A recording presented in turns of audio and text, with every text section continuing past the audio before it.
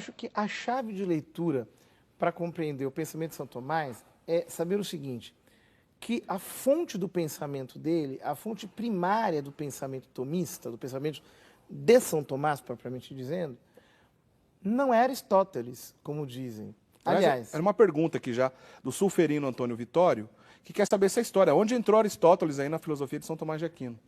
Aristóteles entrou, de fato, ele é o maior filósofo da antiguidade e a fonte, digamos, privilegiada a qual São Tomás tem acesso. Na verdade, ele foi o teólogo que, bebendo na fonte aristotélica e corrigindo alguns erros que existiam ali na própria filosofia de Aristóteles, alguns erros não só de interpretação, mas São Tomás completou, de fato, o pensamento de Aristóteles em alguns pontos, o apresentou para o Ocidente. São Tomás reapresentou Aristóteles de um modo atualizado e profundo para o Ocidente. Só que a fonte principal do pensamento de São Tomás não é Aristóteles, é a realidade. O Papa Bento XVI, quando era cardeal Ratzinger, dizia que, do mesmo jeito que Santa Teresa é chamada de doutora da oração, ou Santo Agostinho é doutor da graça, se nós tivéssemos que dizer que São Tomás é doutor em algo, o nome dele deveria ser doutor da criação.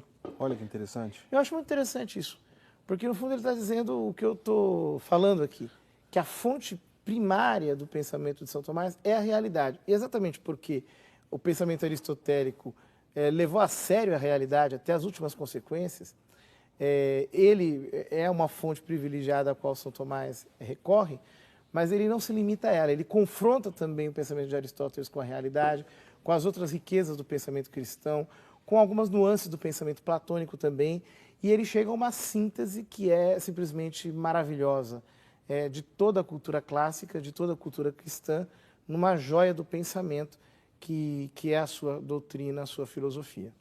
Bonito, o senhor falou de Bento XVI, tem até um destaque de uma frase do próprio Papa Bento XVI aqui sobre São Tomás de Aquino, que ele diz o seguinte: a profundidade do pensamento de São Tomás de Aquino brota da sua fé viva e da sua piedade fervorosa. Né? Nós não podemos correr o risco também de tratar São Tomás de Aquino apenas como um intelectual brilhante, que realmente foi, mas nós estamos falando de um homem santo, né? De um homem realmente, verdadeiramente santo, né, padre? De um místico.